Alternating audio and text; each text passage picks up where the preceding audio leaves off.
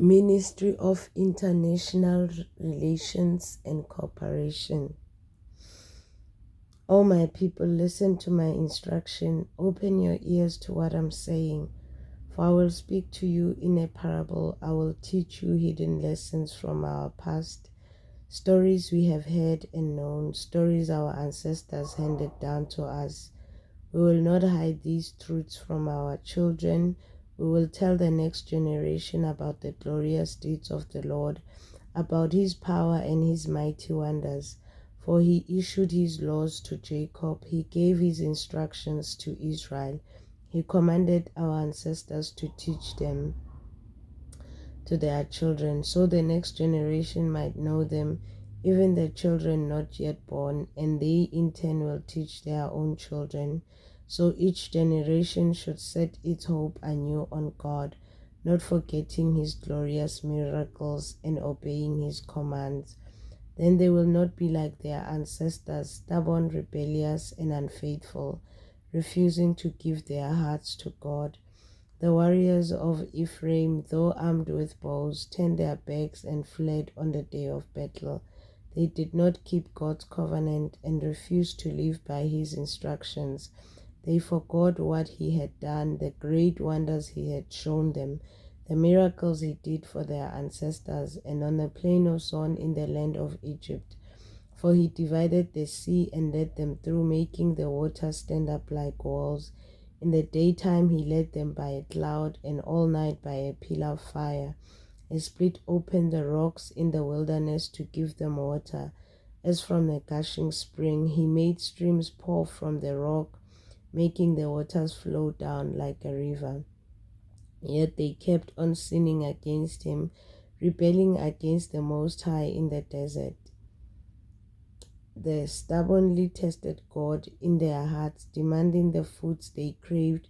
They even spoke against God himself, saying, God cannot give us food in the wilderness.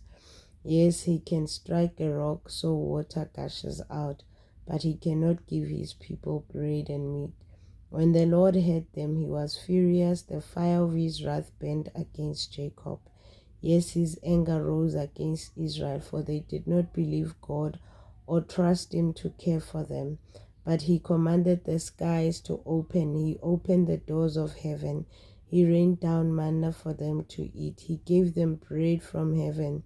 They ate the food of angels. God gave them all they could hold. He released the east wind in the heavens and guided the south wind by his mighty power. He rained down meat as thick as dust, birds as plentiful as the sand on the seashore. He caused the birds to fall within their camp and all around their tents. The people ate their fill.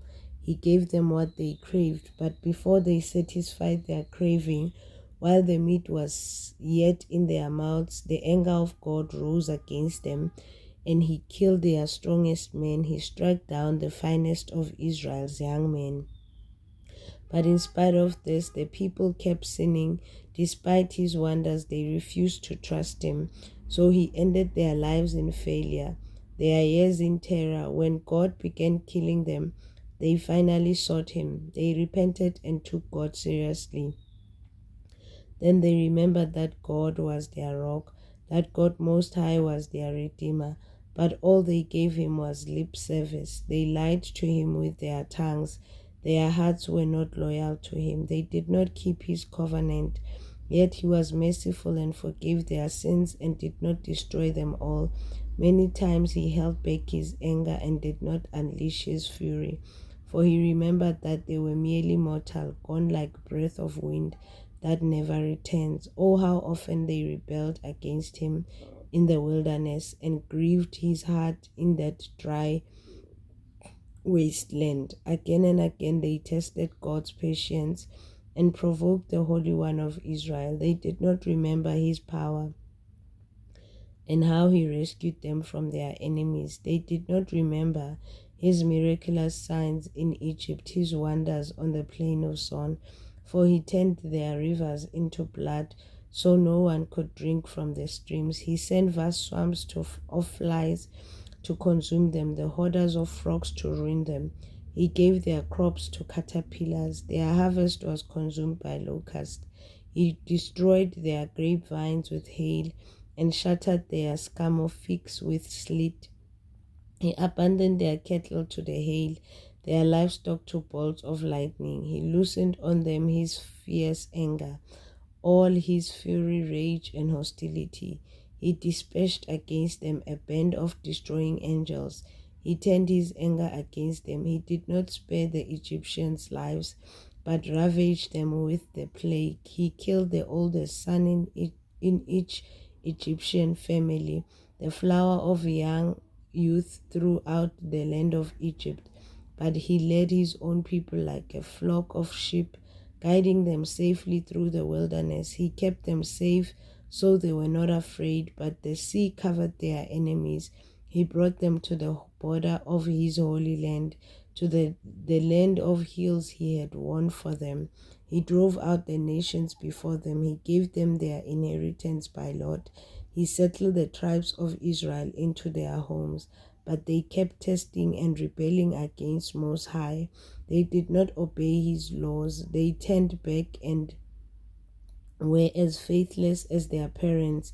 They were as undependable as a crooked bow. They angered God by building shrines to other gods. They made him jealous with their idols. When God heard them, he was very angry, and he completely rejected Israel.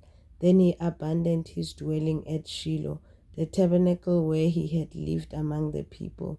He allowed the ark of his might to be captured and surrendered his glory into enemy hands. He gave his people over to be butchered by the sword because he was so angry with his own people, his special possession.